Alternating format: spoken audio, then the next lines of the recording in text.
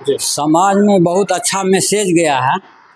शिक्षकों को जब सम्मान मिलता है, सरकार बहुत अच्छी अच्छी योजनाएं ला रही है, जैसे बच्चों के लिए निःशुल्क पुस्तक, विद्यालय में वर्ग कक्ष का अभाव है, नामांकन के अनुसार वर्ग कक्ष होना चाहिए। निजी स्कूल से नाम कटा करके सरकारी स्कूल में नामांकन करवाए, और ये ऐसा हो भी रहा है।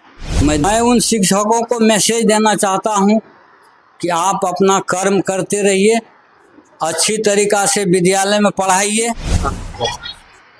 मैं 1994 बैच का बीपीएससी शिक्षक हूँ और लगातार 30 वर्षों से विभाग में सेवा दे रहा हूँ। नमस्कार, आप देख रहे हैं अनोखा एक्सप्रेस न्यूज और मैं हूं आपके साथ योगेश्वर पासवान। देखिए, इस वक्त हमारी मौजूदगी सुपौल जिले के राघोपुर मध्य विद्यालय में है। आपको बता दें, इस विद्यालय के प्रधान शिक्षक सिकेंद्र प्रसाद यादव जी को शिक्षक दिवस 5 सितंबर के दिन सुपौल जिलाधिकारी से सम्मानित किया गया है। इनके कुशल कार्य को देखते हुए सुपौल डीएम ने इन्हें प्रशस्ति प्रमाण पत्र देकर सम्मानित किया है, जो बहुत ही सुपौल जिले के लिए खुशखबरी है। और कई शिक्षकों में इस बात को लेकर के खुशी है कि सुपौल के राघोपुर प्रधान शिक्षक सिकेंद्र प्रसाद यादव को सम्मानित किया गया है। तो सर, सबसे पहले तो हमारे चैनल में बहुत बहुत आपका स्वागत है। आप लोगों को भी बहुत बहुत धन्यवाद जी। 5 सितंबर के दिन, शिक्षक दिवस के दिन, आपको सुपौल डीएम के द्वारा सम्मानित किया गया। आपके कार्य को देखते हुए कितनी खुशी है सर आपके? बहुत खुशी है। समाज में बहुत अच्छा मैसेज गया है।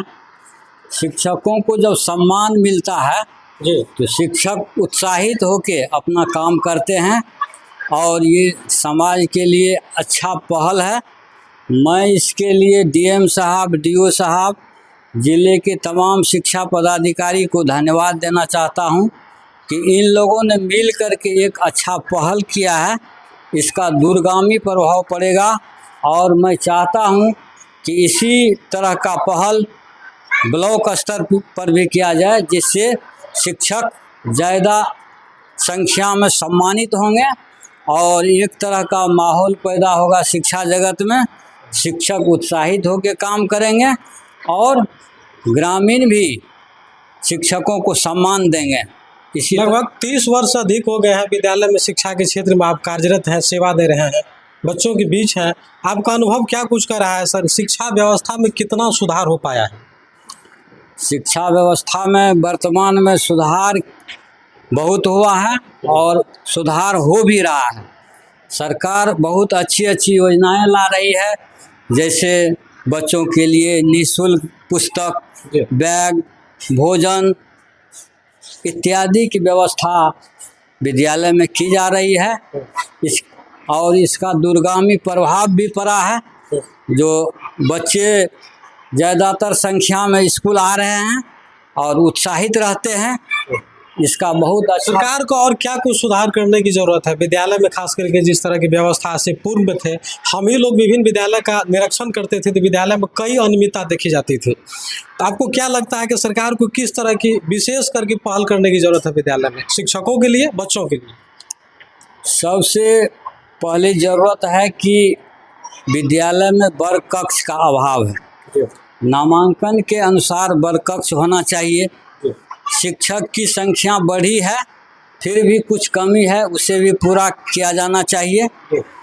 और अन्य तरह की जो सुविधाएं हैं, बहुत हद तक सुधार भी हुआ है, जैसे बिजली, शौचालय, पानी, और जहां भी कमी है उसे पूरा किया जाना चाहिए, जिससे बच्चे विद्यालय में अच्छी तरीक़ा से शिक्षा ग्रहण करें और शिक्षक भी स्वस्थ मन से बच्चों को पढ़ा सके, और ग्रामीण भी इस माहौल को देख करके खुश हो जाए और अपने बच्चों को निजी स्कूल से नाम कटा करके सरकारी स्कूल में नामांकन करवाए। और ये ऐसा हो भी रहा है। मैं देख रहा हूँ कि बहुत ज़्यादा बच्चे वर्तमान में निजी स्कूल से लौट करके सरकारी स्कूल में आ गए हैं और यहाँ पूरे मन से पढ़ाई करते हैं। आपको जिला मजिस्ट्रेट के द्वारा सम्मानित किया गया। हालांकि सुपौल जिला में कई विद्यालय हैं, शिक्षक हैं, लेकिन शिक्षक दिवस के मौके पर चंद भी शिक्षकों को सम्मानित किया गया। जो शिक्षक इस तरह की आस रखता हो कि हमें भी कभी मजिस्ट्रेट से, डीएम साहब से सम्मानित किया जाए, उन लोगों को किस तरह से कार्य करनी चाहिए? मैं उन शिक्षकों को मैसेज देना चाहता हूं कि आप अपना कर्म करते रहिए, अच्छी तरीक़ा से विद्यालय में पढ़ाइए, अपना योगदान दीजिए जी। और आने वाले भविष्य में आपको भी सम्मानित किया जाएगा। आप भी सम्मान के हकदार होंगे। अपना कर्म करते रहिए, फल की चिंता नहीं कीजिए।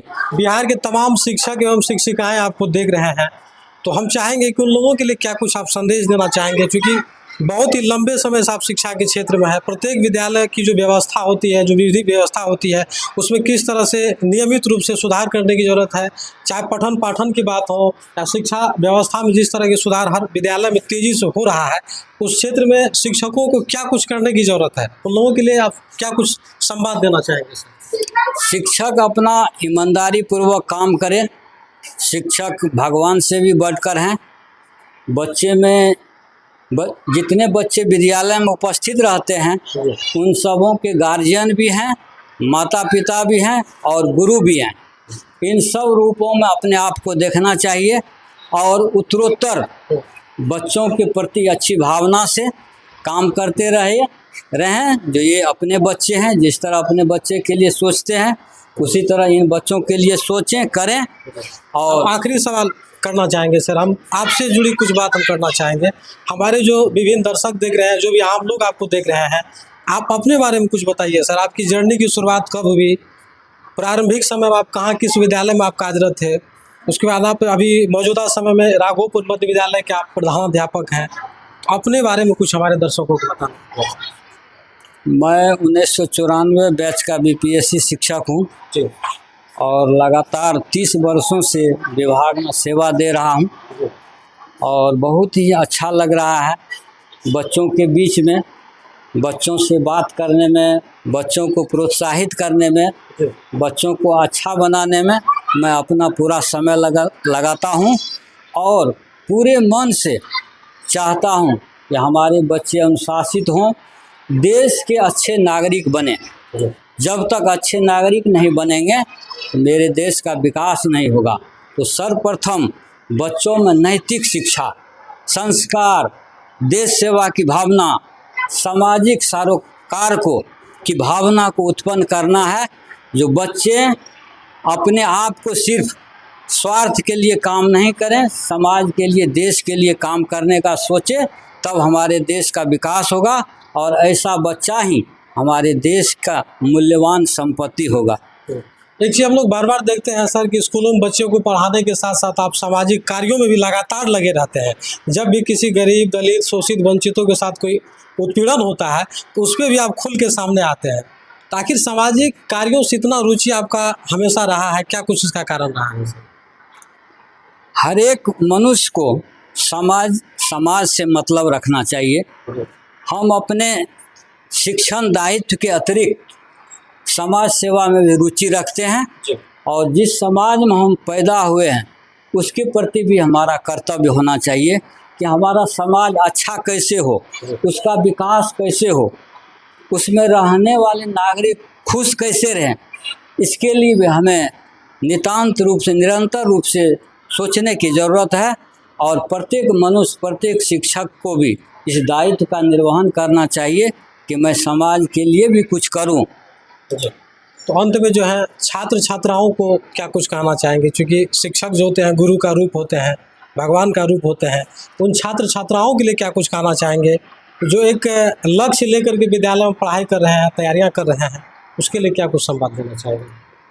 छात्र छात्राओं को मैं अपने संतान की तरह मानता हूं और मैं चाहता हूं कि छात्र छात्रा अनुशासित रहे, अपने भविष्य के लिए हमेशा तैयारी करें, संस्कारवान बने और समाज में रह कर के दिखा दें कि मैं पढ़ाई कर रहा हूं और अनुशासित हूं। अपने भविष्य के लिए वो हमेशा आगे बढ़ते रहे, खेल और पढ़ाई दोनों में रुचि लें और अपने परिवार का नाम रोशन करें, अपने स्कूल का नाम रोशन करें, अपने समाज का नाम रोशन करें।